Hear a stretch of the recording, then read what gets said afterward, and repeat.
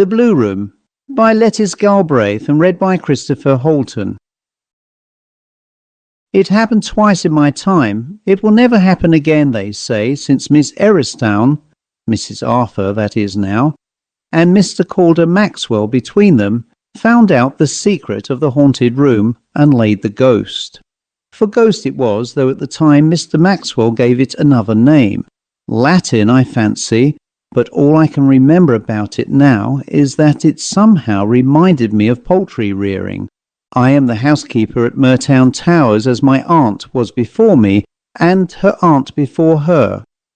And, first of all, my great-grandmother, who was a distant cousin of the laird, and had married the chaplain, but being left penniless at her husband's death, was thankful to accept the post which has ever since been occupied by one of her descendants. It gives us a sort of standing with the servants, being, as it were, related to the family, and Sir Archibald and my lady have always acknowledged the connection, and treated us with more freedom than would be accorded to ordinary dependents. Mertown has been my home from the time I was 18. Something occurred then of which, since it has nothing to do with this story, I need only say that it wiped out forever any idea of marriage on my part, and I came to the Towers to be trained under my aunt's vigilant eye for the duties in which I was one day to succeed her. Of course I knew there was the story about the blue tapestry room.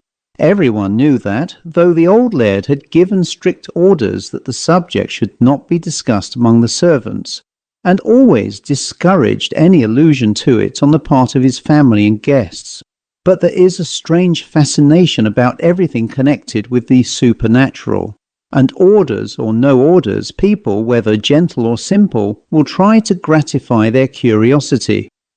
So a good deal of surreptitious talk went on both in the drawing-room and the servants' hall, and hardly a guest came to the house, but would pay a visit to the Blue Room and ask all manner of questions about the ghost.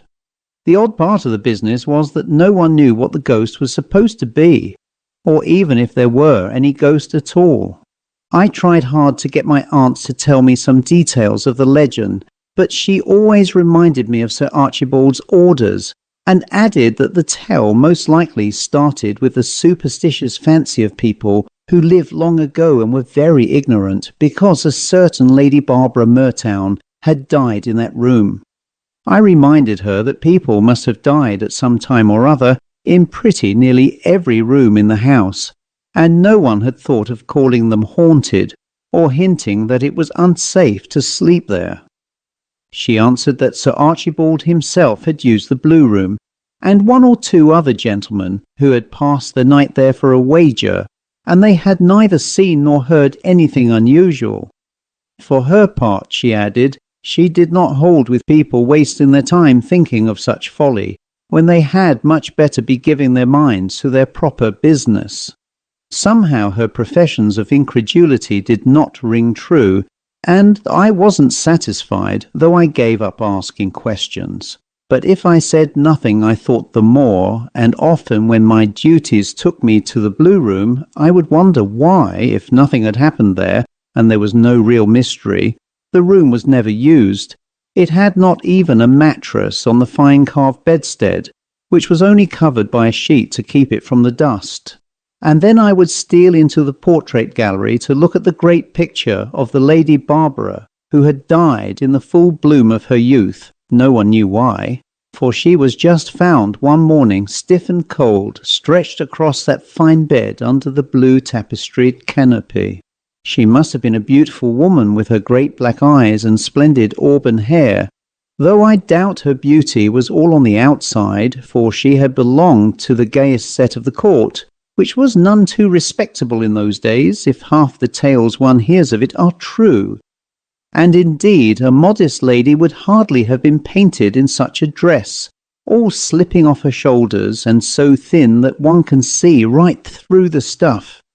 There must have been something queer about her too, for they do say her father-in-law, who was known as the wicked Lord Mertown, would not have her buried with the rest of the family. But that might have been his spite, because he was angry that she had no child, and her husband, who was but a sickly sort of man, dying of consumption. But a month later there was no direct heir, so that with the old lord the title became extinct, and the estates passed to the Protestant branch of the family, of which the present Sir Archibald Mertown is the head. Be that as it may, Lady Barbara lies by herself in the churchyard near the Lich Gate, under a grand marble tomb indeed, but all alone, while her husband's coffin has its place beside those of his brothers who died before him among their ancestors and descendants in the great vault under the chancel. I often used to think about her and wonder why she died and how, and then it happened, and the mystery grew deeper than ever. There was a family gathering that Christmas, I remember, the first Christmas for many years that had been kept at Mertown, and we had been very busy arranging the rooms for the different guests, for on New Year's Eve there was a ball in the neighbourhood, to which Lady Mertown was taking a large party, and for that night at least the house was as full as it would hold. I was in the linen room helping to sort the sheets and pillow covers for the different beds, when my lady came in with an open letter in her hand.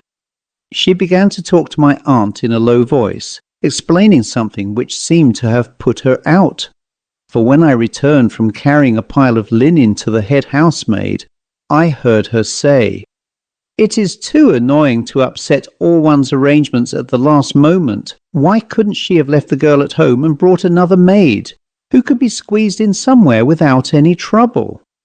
I gathered that one of the visitors, Lady Greyburn, had written that she was bringing her companion, and as she had left her maid, who was ill, at home, she wanted the young lady to have a bedroom adjoining hers so that she might be at hand to give any help that was required. The request seemed a trifling matter enough in itself, but it just so happened that there really was no room at liberty. Every bedroom on the first corridor was occupied, with the exception of the blue room, which, as ill luck would have it, chanced to be next to that arranged for Lady Greyburn. My aunt made several suggestions, but none of them seemed quite practicable, and at last my lady broke out, "Well, it cannot be helped. You must put Miss Wood in the blue room. It is only for one night, and she won't know anything about that silly story." "Oh, my lady," my aunt cried, and I knew by her tone that she had not spoken the truth when she professed to think so lightly of the ghost. "I can't help it," her ladyship answered. "Besides, I don't believe there is anything really wrong with the room. Sir Archibald has slept there, and he found no cause for complaint." "But a woman, a young woman," my aunt urged. "Indeed, I wouldn't run such a risk, my lady. Let me put one of the gentlemen in there, and Miss Wood can have the first room in the west corridor." "And what use would she be to Lady Greyburn out there?" said her ladyship. "Don't be foolish, my good Maris. Unlock the door between the two rooms. Miss Wood can leave it open if she feels nervous. But I shall not say a word about that foolish superstition, and I shall be very much annoyed if anyone else does so." She spoke as if that settled the question, but my aunt wasn't easy. "The laird," she murmured. "What will he say to a lady being put to sleep there?" "Sir Archibald does not interfere in household arrangements. Have the blue room made ready for Miss Wood at once. I will take the responsibility if there is any." On that her ladyship went away, and there was nothing for it but to carry out her orders. The blue room was prepared, a great fire lighted, and when I went round last thing to see all was in order for the visitors' arrival, I couldn't but think how handsome and comfortable it looked. There were candles burning brightly on the toilet table and chimney piece, and a fine blaze of logs on the wide hearth. I saw nothing had been overlooked, and was closing the door when my eyes fell on the bed. It was crumpled, just as if someone had thrown themselves across it, and I was vexed that the housemaid should have been so careless, especially with the smart new quilt. I went round and patted up the feathers and smoothed the counterpane, just as the carriages drove under the window. By and by Lady Greyburn and Miss Wood came upstairs, and knowing they had brought no maid, I went to assist in the unpacking. I was a long time in her ladyship's room, and when I'd settled her, I tapped at the next door and offered to help Miss Wood. Lady Greyburn followed me almost immediately to inquire the whereabouts of some keys.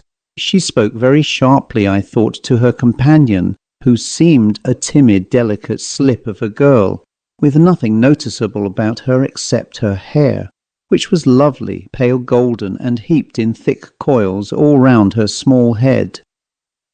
"You will certainly be late," Lady Greyburn said. "What an age you have been, and you have not half finished unpacking yet." The young lady murmured something about there being so little time.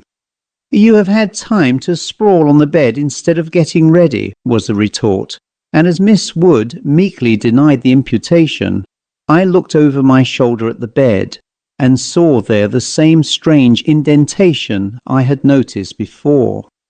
It made my heart beat faster, for without any reason at all I felt certain that Crease must have something to do with Lady Barbara. Miss Wood didn't go to the ball. She had supper in the schoolroom with the young lady's governess, and as I heard from one of the maids that she was to sit up for Lady Greyburn, I took her some wine and sandwiches about 12 o'clock. She stayed in the schoolroom with a book till the first party came home soon after 2. I'd been round the rooms with the housemaid to see the fires were kept up, and I wasn't surprised to find that queer Crease back on the bed again. Indeed, I sort of expected it. I said nothing to the maid, who didn't seem to have noticed anything out of the way, but I told my aunt, and though she answered sharply that I was talking nonsense, she turned quite pale, and I heard her mutter something under her breath that sounded like, "God help her!" I slept badly that night, for, do what I would, the thought of that poor young lady alone in the blue room kept me awake and restless. I was nervous, I suppose, and once, just as I was dropping off, I started up, fancying I'd heard a scream. I opened my door and listened, but there wasn't a sound, and after waiting a bit I crept back to bed and lay there shivering till I fell asleep. The household wasn't astir as early as usual. Everyone was tired after the late night, and tea wasn't to be sent to the ladies till 9:30.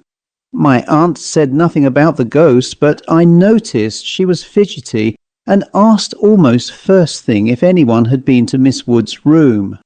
I was telling her that Martha, one of the housemaids, had just taken up the tray when the girl came running in with a scared white face.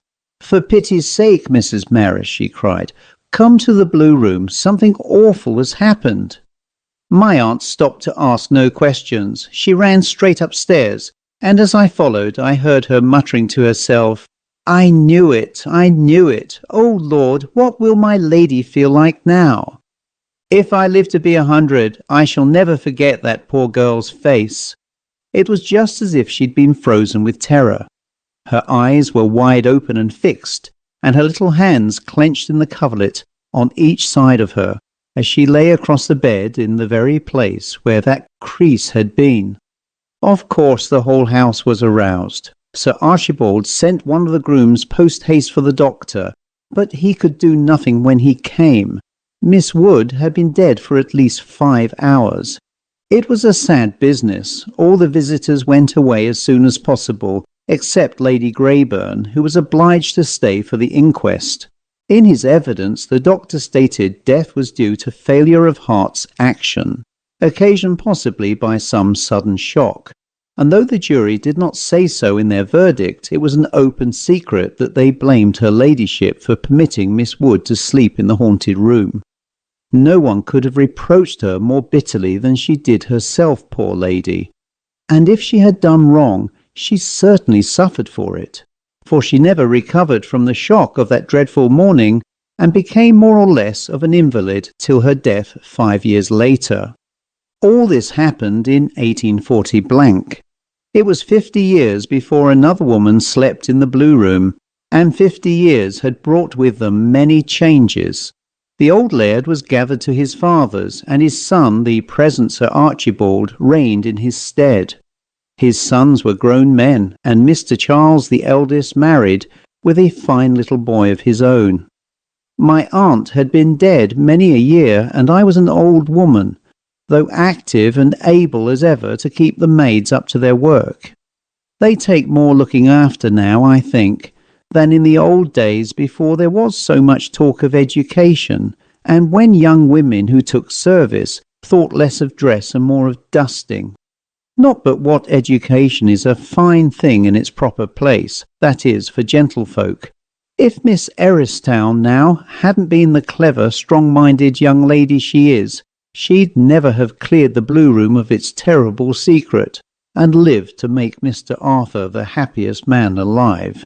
He'd taken a great deal of notice of her when she first came in the summer to visit Mrs. Charles, and I wasn't surprised to find she was one of the guests for the opening of the shooting season. It wasn't a regular house party, for Sir Archibald and Lady Mertown were away, but just half a dozen young ladies, friends of Mrs. Charles, who was but a girl herself, and as many gentlemen that Mr. Charles and Mr. Arthur had invited. And very gay they were, what with lunches at the covert side and tennis parties, and little dances got up at a few hours' notice, and sometimes of an evening they'd play hide and seek all over the house, just as if they'd been so many children. It surprised me at first to see Miss Eristown, who was said to be so learned, and had held her own with all the gentlemen at Cambridge, playing with the rest like any ordinary young lady. But she seemed to enjoy the fun as much as anyone, and was always first in any amusement that was planned. I didn't wonder at Mr. Arthur's fancying her, for she was a handsome girl, tall and finely made, and carried herself like a princess. She had a wonderful head of hair too, so long, her maid told me, it touched the ground as she sat on a chair to have it brushed. Everybody seemed to take to her, but I soon noticed it was Mr. Arthur or Mr. Calder Maxwell she liked best to be with. Mr. Maxwell is a professor now, and a great man at Oxford, but then he was just an undergraduate, the same as Mr. Arthur, though more studious, for he'd spend hours in the library poring over those old books full of queer black characters that they say the wicked Lord Mertown collected in the time of King Charles II. Now and then Miss Eristown would stay indoors to help him, and it was something they found out in their studies that gave them the clue to the secret of the Blue Room. For a long time after Miss Wood's death, all mention of the ghost was strictly forbidden. Neither the laird nor her ladyship could bear the slightest allusion to the subject, and the Blue Room was kept locked, except when it had to be cleaned and aired. But as the years went by, the edge of the tragedy wore off, and by degrees it grew to be just a story that people talked about in much the same way as they had done when I first came to the Towers. And if many believed in the mystery and speculated as to what the ghost could be, there were others who didn't hesitate to declare Miss Wood's dying in that room was a mere coincidence, and had nothing to do with supernatural agency. Miss Eristown was one of those who held most strongly to this theory. She didn't believe a bit in ghosts, and said straight out that there wasn't any of the tales told of haunted houses which could not be traced to natural causes if people had courage and science enough to investigate them thoroughly. It had been very wet all that day, and the gentlemen had stayed indoors, and nothing would serve Mrs. Charles, but they should all have an old-fashioned tea in my room, and talk ghosts, as she called it. They made me tell them all I knew about the Blue Room, and it was then, when everyone was discussing the story and speculating as to what the ghost could be, that Miss Eristown spoke up. The poor girl had heart complaints, she finished by saying, and she would have died the same way in any other room. But what about the other people who have slept there? Someone objected. They did not die. Old Sir Archibald came to no harm. Neither did Mr. Hawkesworth nor the other man. They were healthy and had plenty of pluck, so they saw nothing. They were not women, put in Mrs. Charles. You see, the ghost only appears to the weaker sex. That proves the story to be a mere legend, Miss Eristown said with decision. First, it was reported that everyone who slept in the room died. Then, 1 or 2 men did sleep there and remained alive. So the tale had to be modified. And since 1 woman could be proved to have died suddenly there, the fatality was represented as attaching to women only. If a girl with a sound constitution and good nerve were once to spend the night in that room, your charming family spectre would be discredited forever. There was a perfect chorus of dissent. None of the ladies could agree, and most of the gentlemen doubted whether any woman's nerve would stand the ordeal. The more they argued, the more Miss Eristown persisted in her view, till at last Mrs. Charles got vexed and cried, "Well, it is one thing to talk about it, and another to do it. Confess now, Edith, you daren't sleep in that room yourself." "I dare and I will," she answered directly. "I don't believe in ghosts, and I'm ready to stand the test. I will sleep in the blue room tonight, if you like, and tomorrow morning you will have to confess that whatever there may be against the haunted chamber, it is not a ghost." I think Mrs. Charles was sorry she'd spoken then, for they all took Miss Eristown up, and the gentlemen were for laying wagers as to whether she'd see anything or not. When it was too late, she tried to laugh aside her challenge as absurd, but Miss Eristown wouldn't be put off. She said she meant to see the thing through, and if she wasn't allowed to have a bed made up, she'd carry in her blankets and pillows and camp out on the floor. The others were all laughing and disputing together, but I saw Mr. Maxwell look at her very curiously. Then he drew Mr. Arthur aside and began to talk in an undertone. I couldn't hear what he said, but Mr. Arthur answered quite short. "It's the maddest thing I ever heard of, and I won't allow it for a moment." "She will not ask your permission, perhaps," Mr. Maxwell retorted. Then he turned to Mrs. Charles and inquired how long it was since the blue room had been used, and if it was kept aired. I could speak to that, and when he'd heard that there was no bedding there, but that fires were kept up regularly, he said he meant to have the first refusal of the ghost, and if he saw nothing it would be time enough for Miss Eristown to take her turn. Mr. Maxwell had a kind of knack of settling things, and somehow with his quiet manner always seemed to get his own way. Just before dinner he came to me with Mrs. Charles, and said it was all right. I was to get the room made ready quietly, not for all the servants to know, and he was going to sleep there. I heard next morning that he came down to breakfast as usual. He'd had an excellent night, he said, and never slept better. It was wet again that morning, raining cats and dogs, but Mr. Arthur went out in it all. He'd almost quarrelled with Miss Eristown, and was furious with Mr. Maxwell for encouraging her in her idea of testing the ghost theory, as they called it. Those two were together in the library most of the day, and Mrs. Charles was chaffing Miss Eristown as they went upstairs to dress, and asking her if she found the demons interesting. Yes, she said, but there was a page missing and the most exciting part of the book. They could not make head or tail of the context for some time, and then Mr. Maxwell discovered that a leaf had been cut out. They talked of nothing else all through dinner, the butler told me. And Miss Eristown seemed so taken up with her studies, I hoped she'd forgotten about the haunted room. But she wasn't one of the sort to forget. Later in the evening I came across her standing with Mr. Arthur in the corridor. He was talking very earnestly, and I saw her shrug her shoulders and just look up at him and smile, in a sort of way that meant she wasn't going to give in. I was slipping quietly by, for I didn't want to disturb them, when Mr. Maxwell came out of the billiard room. "It's our game," he said. "Won't you come and play the tie?" "I'm quite ready," Miss Eristown answered, and was turning away when Mr. Arthur laid his hand on her arm. "Promise me first," he urged. "Promise me that much at least." "How tiresome you are," she said quite pettishly.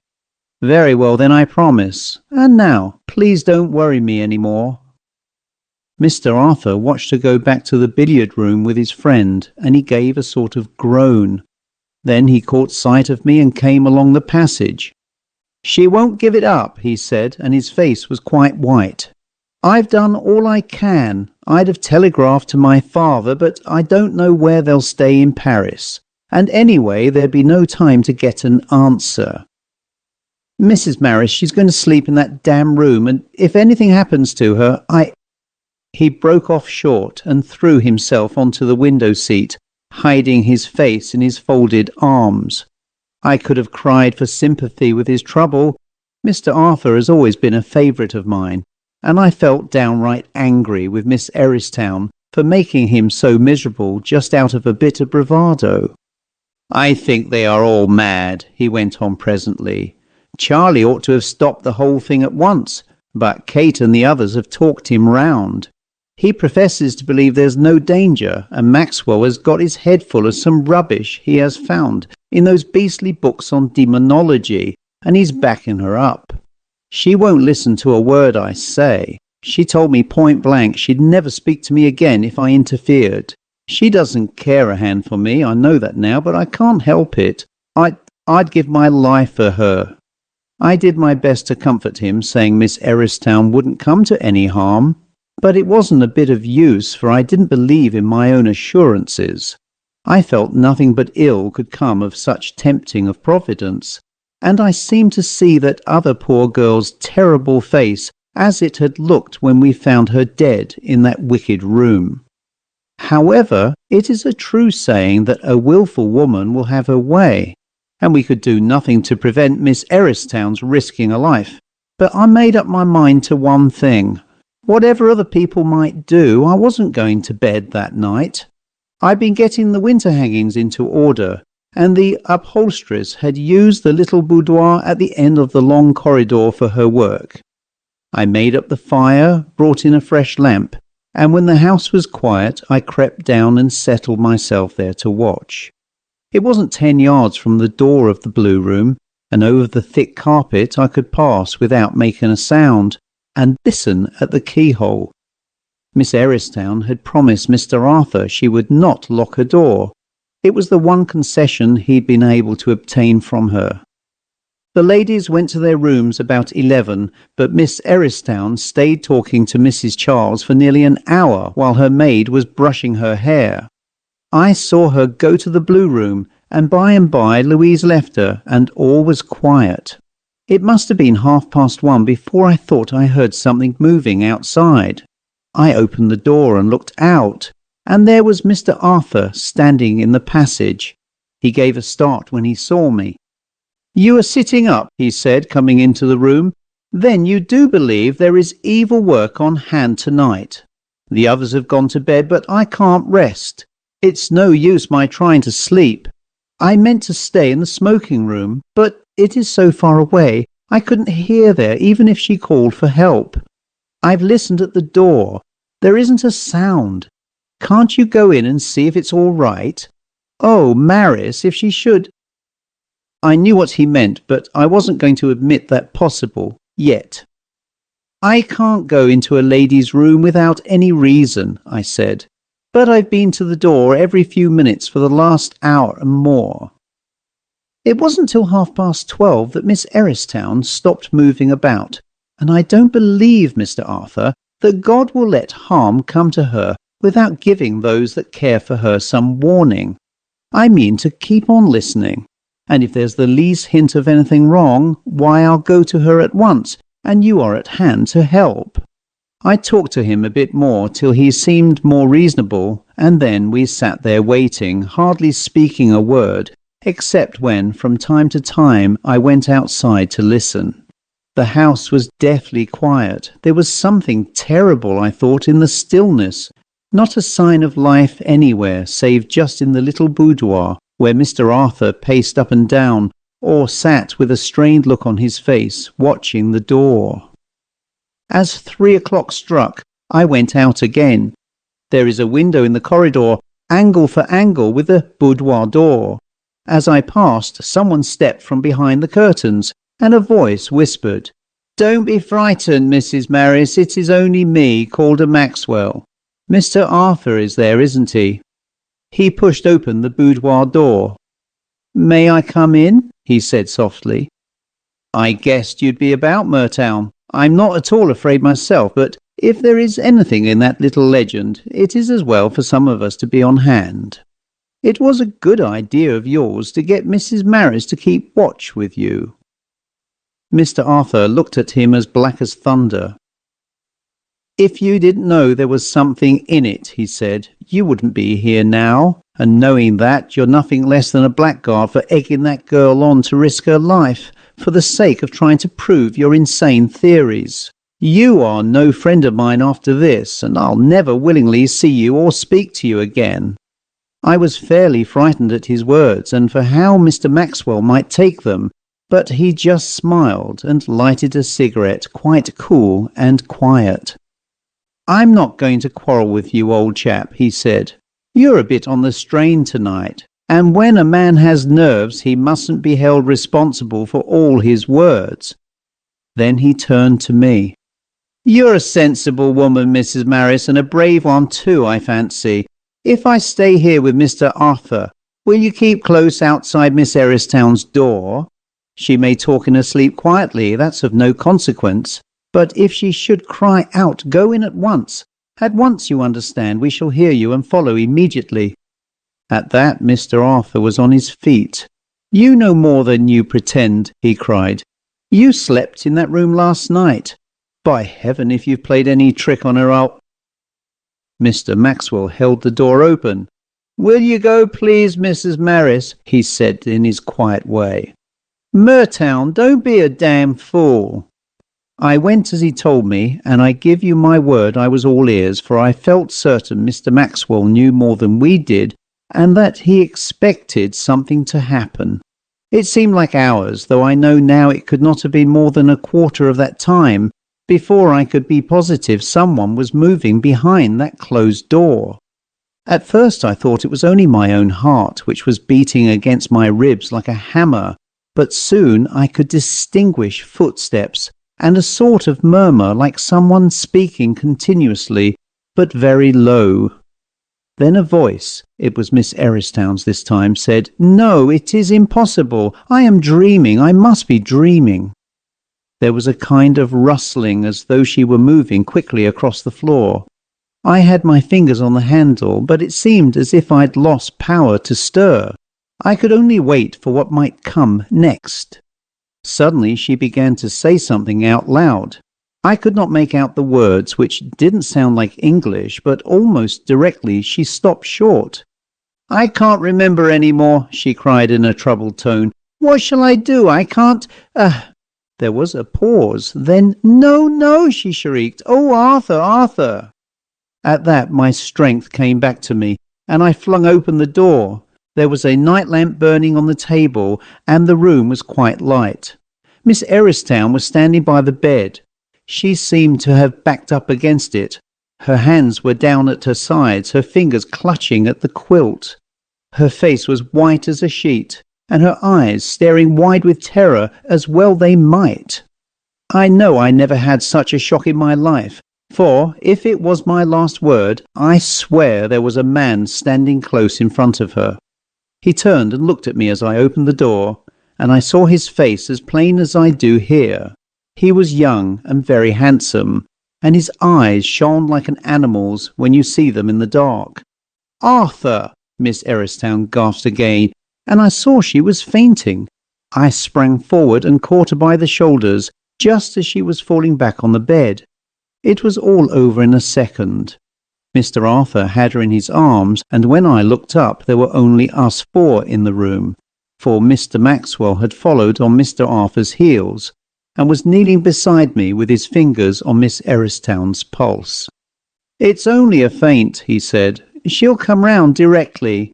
Better take her out of this at once. Here's a dressing gown." He threw the wrapper round her, and would have helped to raise her, but Mr. Arthur needed no assistance. He lifted Miss Eristown as if she'd been a baby, and carried her straight to the boudoir. He laid her on the couch and knelt beside her, chafing her hands. "Get the brandy out of the smoking room, Maxwell," he said. "Mrs. Maris, have you any salts handy?" I always carry a bottle in my pocket, so I gave it to him before I ran after Mr. Maxwell, who had lighted a candle and was going for the brandy. "Shall I wake Mr. Charles and the servants?" I cried. "He'll be hiding somewhere, but he hasn't had time to get out of the house yet." He looked as if he thought I was crazed. "Who?" he asked. "The man," I said. "There was a man in Miss Eristown's room. I'll call up Soames and Robert." "You'll do nothing of the sort," he said sharply. "There was no man in that room." "There was," I retorted, "for I saw him. And a great powerful man too. Someone ought to go for the police before he has time to get off." Mr. Maxwell was always an odd sort of gentleman, but I didn't know what to make of the way he behaved then. He just leaned against the wall and laughed till the tears came into his eyes. "It is no laughing matter that I can see," I told him quite short, for I was angry at his treating the matter so lightly. "And I consider it no more than my duty to let Mr. Charles know that there's a burglar on the premises." He grew grave at once then. "I beg your pardon, Mrs. Maris," he said seriously, but I couldn't help smiling at the idea of the police. The vicar would be more to the point, all things considered. You really must not think of rousing the household. It might do Miss Eristown a great injury, and could in no case be of the slightest use. Don't you understand?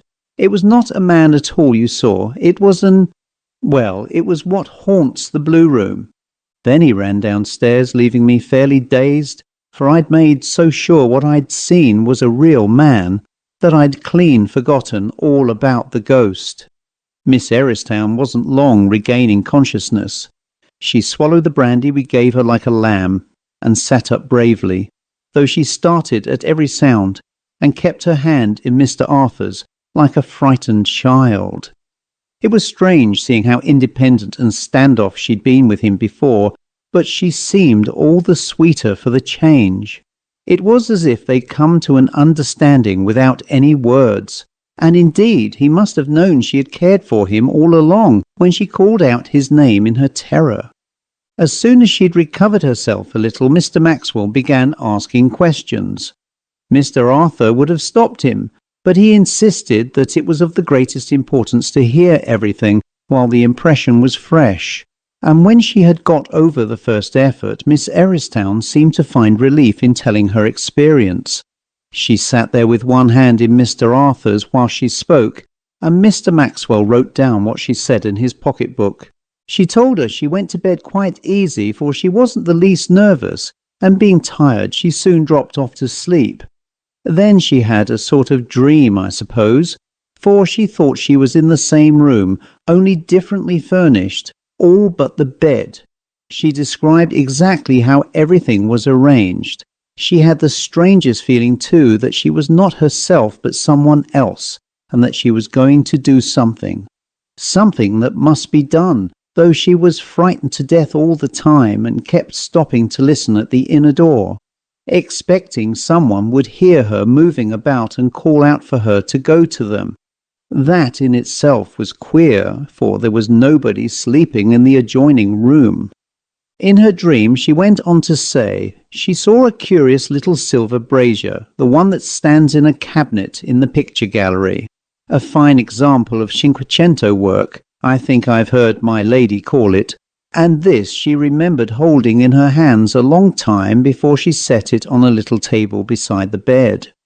Now the bed in the Blue Room is very handsome, richly carved on the cornice and frame, and especially on the posts, which are a foot square at the base and covered with relief work in a design of fruit and flowers. Miss Eristown said she went to the left-hand post at the foot, and after passing her hand over the carving, she seemed to touch a spring in one of the centre flowers, and the panel fell outwards like a lid, disclosing a secret cupboard out of which she took some papers and a box. She seemed to know what to do with the papers, though she couldn't tell us what was written on them, and she had a distinct recollection of taking a pastille from the box and lighting it in the silver brazier. The smoke curled up and seemed to fill the whole room with a heavy perfume, and the next thing she remembered was that she awoke to find herself standing in the middle of the floor.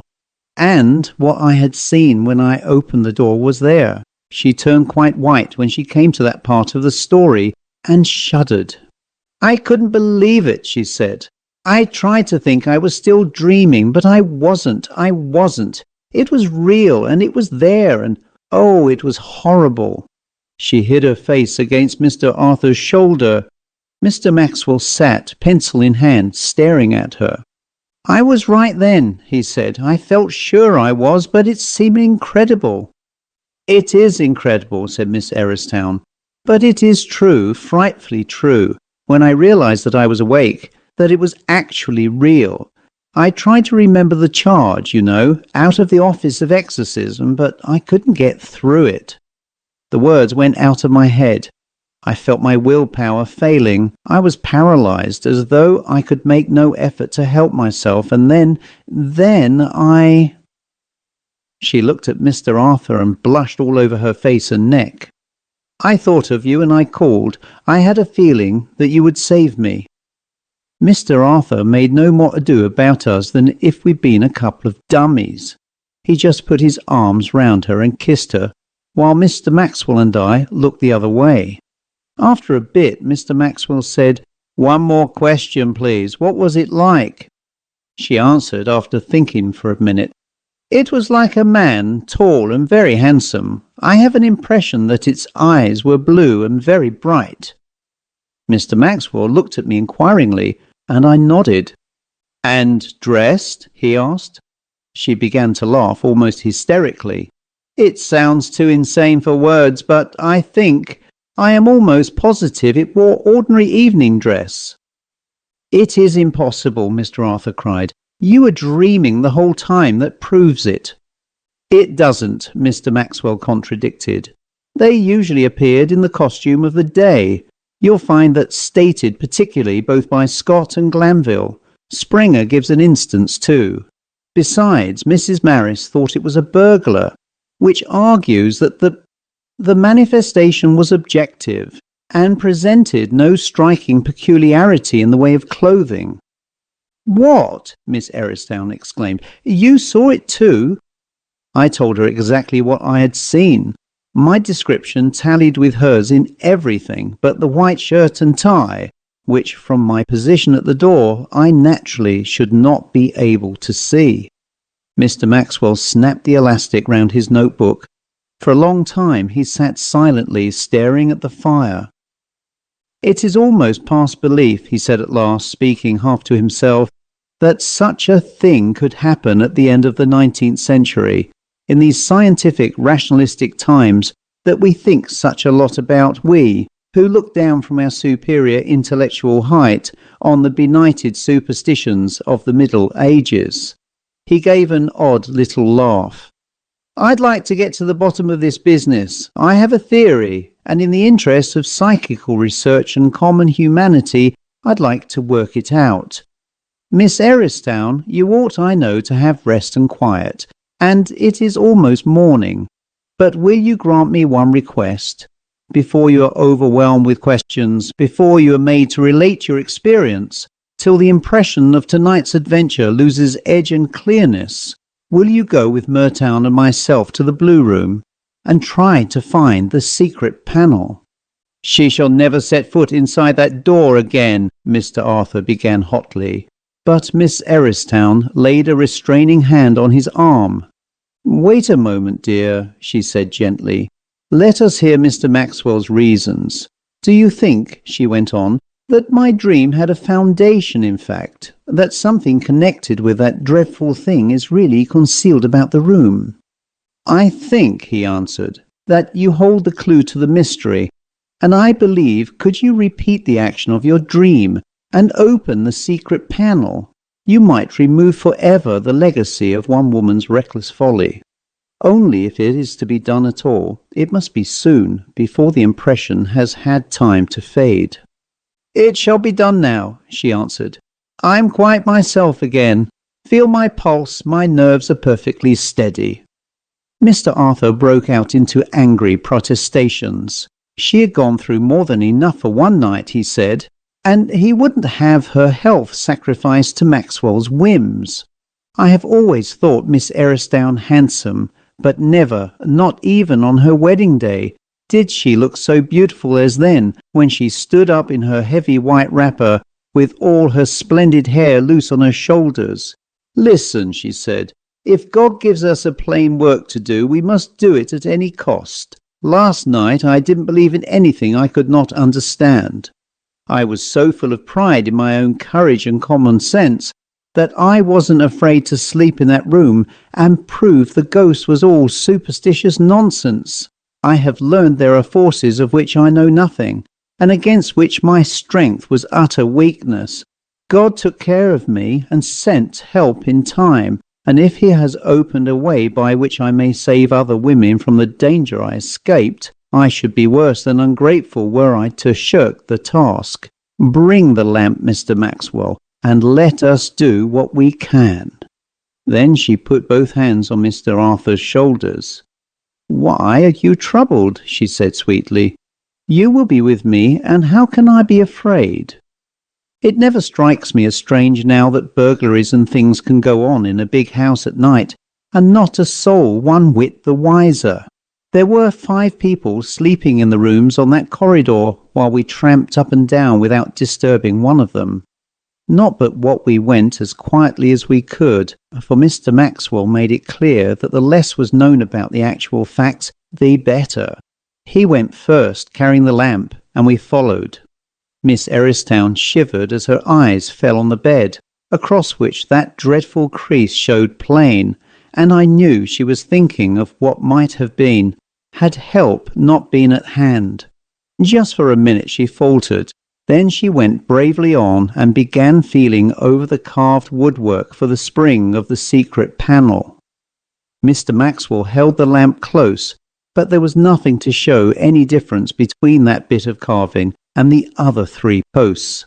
For full 10 minutes she tried, and so did the gentleman, and it seemed as though the dream would turn out a delusion after all, when all at once Miss Eristown cried, "I have found it!" and with a little jerk the square of wood fell forward, and there was the cupboard, just as she had described it to us.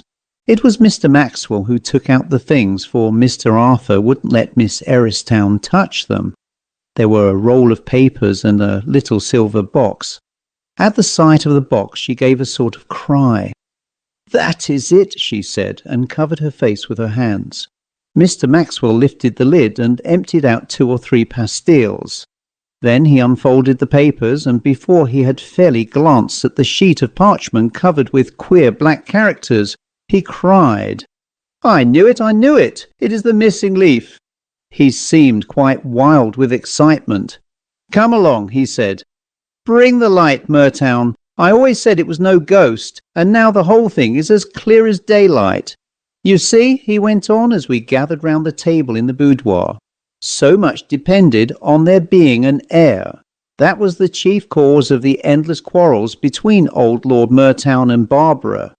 He had never approved of the marriage, and was forever reproaching the poor woman with having failed in the first duty of an only son's wife. His will shows that he did not leave her a farthing in event of her husband dying without issue. Then the feud with the Protestant branch of the family was very bitter, and the Sir Archibald of that day had 3 boys, he having married, about the same time as his cousin, Lady Mary Sarum, who had been Barbara's rival at court, and whom Barbara very naturally hated. So when the doctors pronounced Dennis Murtown to be dying of consumption, his wife got desperate and had recourse to black magic. It is well known that the old man's collection of works on demonology was the most complete in Europe. Lady Barbara must have had access to the books, and it was she who cut out this leaf. Probably Lord Murtown discovered the theft and drew his own conclusions. That would account for his refusal to admit her body to the family vault. The Murtowns were staunch Romanists, and it is one of the deadly sins, you know, meddling with sorcery. Well, Barbara contrived to procure the pastilles, and she worked out the spell according to the directions given here. And then, good God, Murtown, what have you done? For before anyone could interfere to check him, Mr. Arthur had swept the papers, box, pastilles, and all off the table and flung them into the fire. The thick parchment curled and shrivelled on the hot coals, and a queer faint smell like incense spread heavily through the room. Mr. Arthur stepped to the window and threw the casement open. Day was breaking, and a sweet fresh wind swept in from the east, which was all rosy with the glow of the rising sun. "It is a nasty story," he said, "and if there be any truth in it, for the credit of the family and the name of a dead woman, let it rest for ever. We will keep our own counsel about tonight's work. It is enough for others to know that the spell of the Blue Room is broken, since a brave, pure-minded girl has dared to face its unknown mystery, and has laid the ghost." Mr. Calder Maxwell considered a moment. "I believe you are right," he said presently with an air of resignation. "I agree to your proposition, and I surrender my chance of a worldwide celebrity among the votaries of psychical research. But I do wish, Murtown, you would call things by their proper names. It was not a ghost, it was an... But as I said, all I can remember now of the word he used is that it somehow put me in mind of poultry rearing. Note: the reader will observe that the worthy Mrs. Maris, though no student of Sprenger, unconsciously discerned the root affinity of the incubator of the hen-yard and the incubus of the Malleus Maleficarum. The End.